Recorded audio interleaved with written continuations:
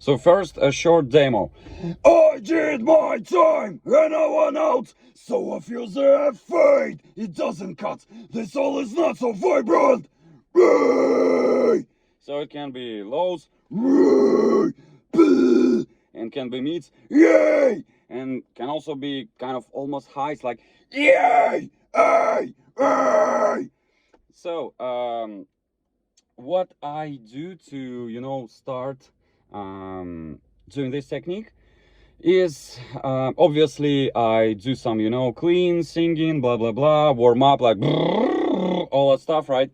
And then just to prepare my vocal cords, and then I need to do some very specific exercise. It's like a compression on the upper part of my throat, to the point that feels almost like in my nasal area. So what I do is this. It's like I'm trying to clear my throat and maybe even my nose, because there's a lot of things going on in my nasal area. At least it feels so. Okay, so it's like I'm trying to like, I don't know, like you're trying to clear your nose. And it should be different from all that stuff, which is cartilage rumbling, growl. So it shouldn't be like no, that's a basis for another technique, for lower growls. But for this specific voice here, yay, yay, or for kind of more tense version, like yay, yay, yay, we need to have a very different compression and distortion agent. So instead of doing that, eventually we need to have something like so that a higher kind of vibration. But I realized that it's pretty hard to start, for me at least, doing screams with this with only this one. So I need to compress my not only this false chords or whatever is getting compressed, but also the upper part of my throat. That's why I'm doing this. I'm kind of narrowing down the airstream till the air doesn't even come out. So it shouldn't be voicing. For the beginning, it's even much better to avoid having your vocal cords engaged, because you need to kind of dissect these things and split them and separate them and use independently. So it may sound like I'm using my vocal cords, but I'm not. So here I'm gradually increasing that compression, right? So and it starts to have some interesting, kind of almost like my vocal cords tonality, but I'm pretty sure it's not my vocal cords. It's that thin part that vibrates. I honestly believe it's false chords, maybe just a different mode, kind of different type of vibration of my false chords, but whatever. So whatever it is, it gets closer to each other because of that compression on your throat, and it starts to generate some weird noise, like you hear that sound coming out. It's not no, my vocal cords are not doing that. It's easy to confuse these two things, like vocal cord compression and that specific safe compression, but it's not a glottal onset, not a glottal attack, not that it's not this. So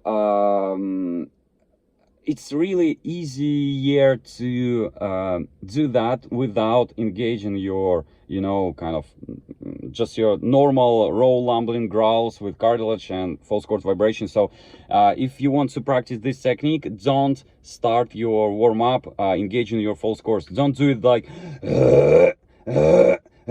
no, exclude them at all, because that vibration, that low rumbling, it actually makes it all more complicated, and it's harder to confuse different things. So try to avoid that as much as possible. So start only with this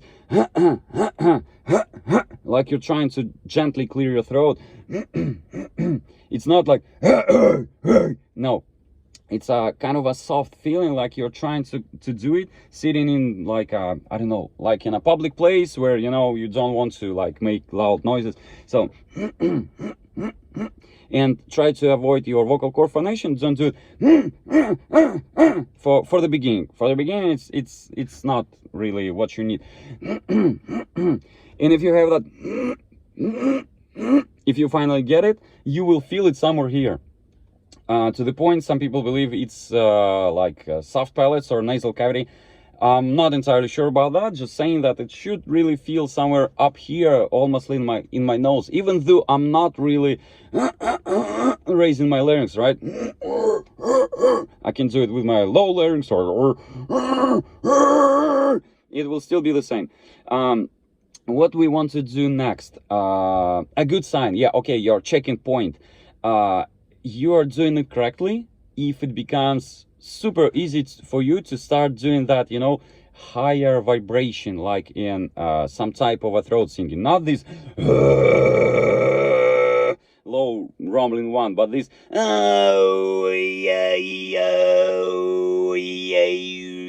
all that stuff. So if you really compress that part of your throat, it becomes much easier to start doing this. So here I'm not compressing that, but if I go,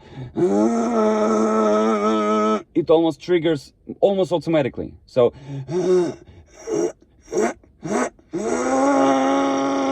and here it is. It's really just, you know, a little step. So if you compress that part correctly, it only takes just a little step for you to start doing this. So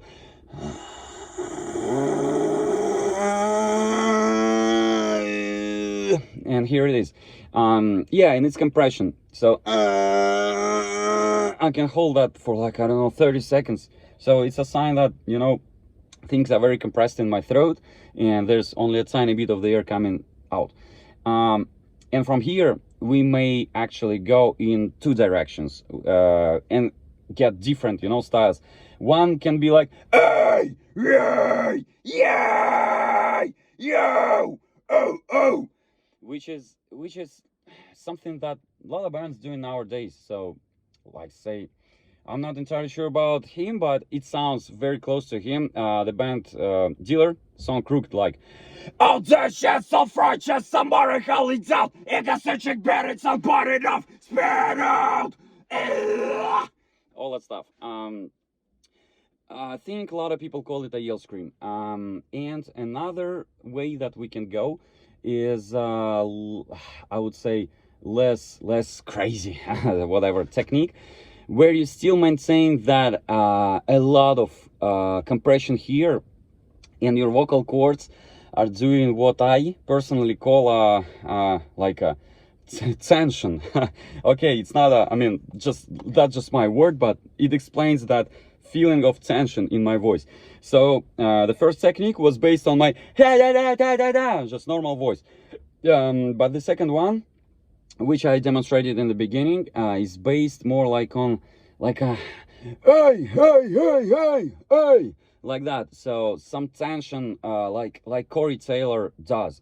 I'm not absolutely sure that it's exactly what Corey does on his, I mean, later stuff, but sometimes it really sounds so. So he's got that tension. For example, in Psychosocial, he's not doing I did my time and now I'm not right.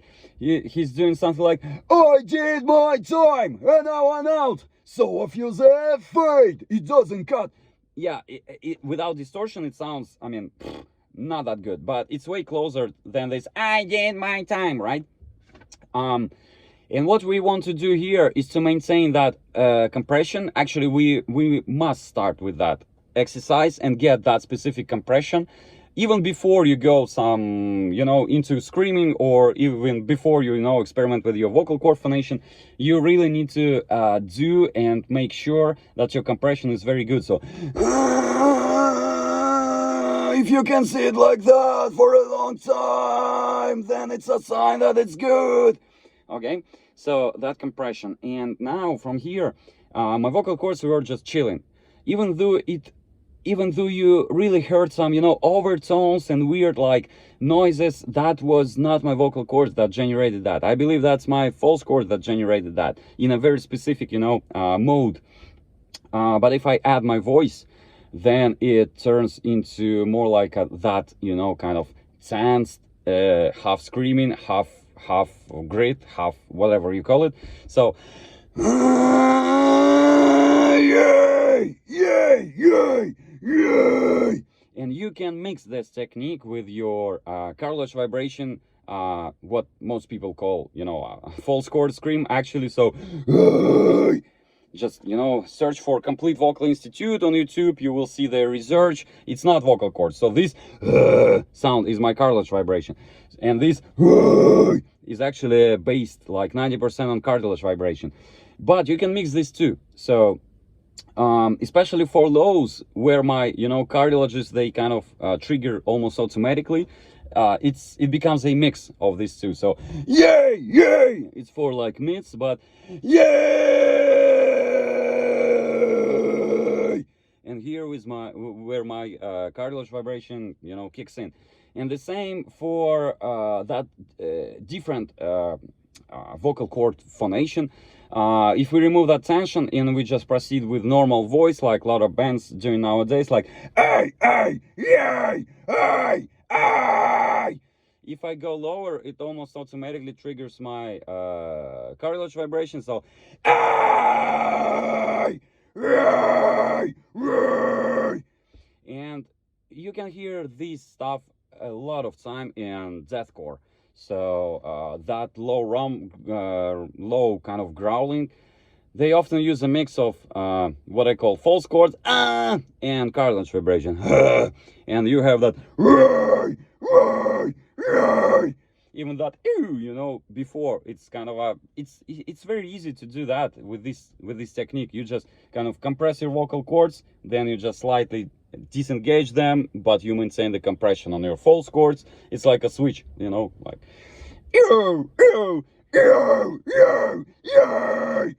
so that's pretty easy. Without that false chords engagement, without my low that kind of deathcore-ish growl would sound, you know, not good. So that would, I'll try to do that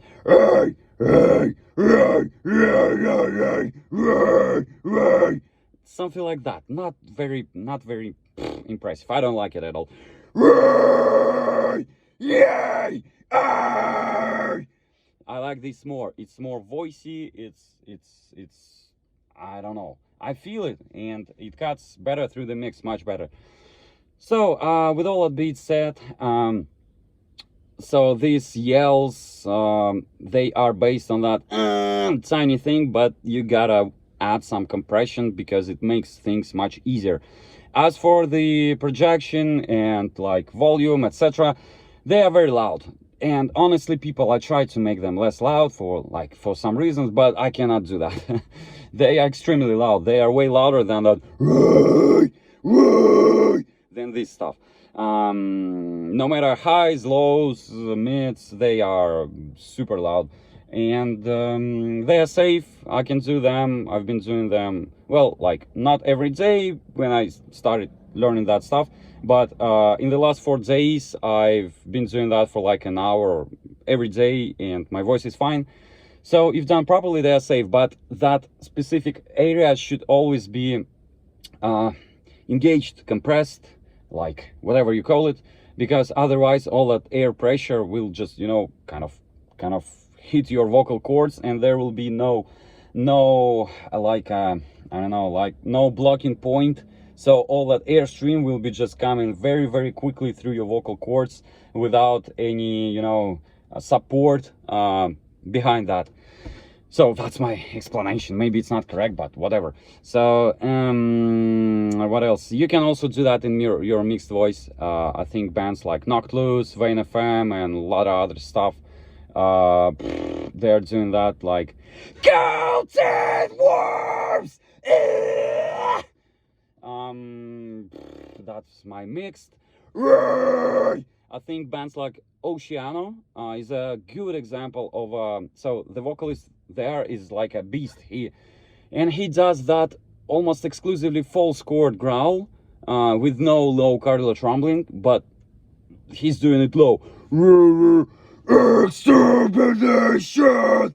I don't know, I cannot imitate him, sorry, but I'm just showing you that this technique is pretty versatile, even with one vocal cord phonation type. But if you even add that yay, yay, you can do different things.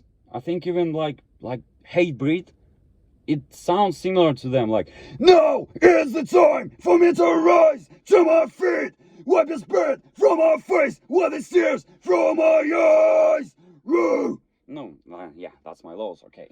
But you see the point, you see the point. The distortion agent, I mean, okay, every time you hear that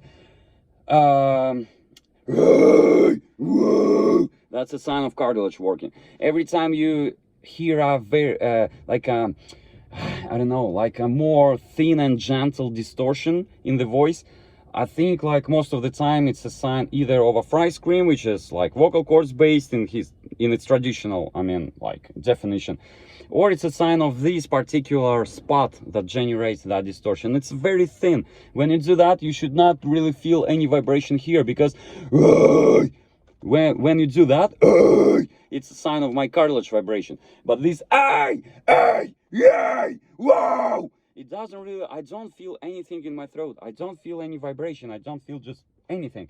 I feel some, that, you know, little tiny interesting spot doing kind of almost like a scratchy feeling, but it's not painful at all, and it's not located here. And it doesn't matter if my larynx is low or high and my pitch is high or low. It doesn't matter at all. All that stuff, all that part of my throat that, you know, is responsible for doing this kind of technique, feels very kind of high, very high, to the point you can even to the point it feels almost natural to do it with my mouth closed, because it feels like, you know, it's all about my nasal cavity. It feels like, I don't know, like the work is going on here, which is not the case, because I can do it with yay, obviously with my nose closed. So it's not the air that distorted in my nasal area. Even if it goes out of my mouth, it's still distorted. So it's a sign that the distortion agent is located on the airstream path. So it cannot be here. It should be modulating the air somewhere here. But it feels it feels very nasal. Yeah, so that's it.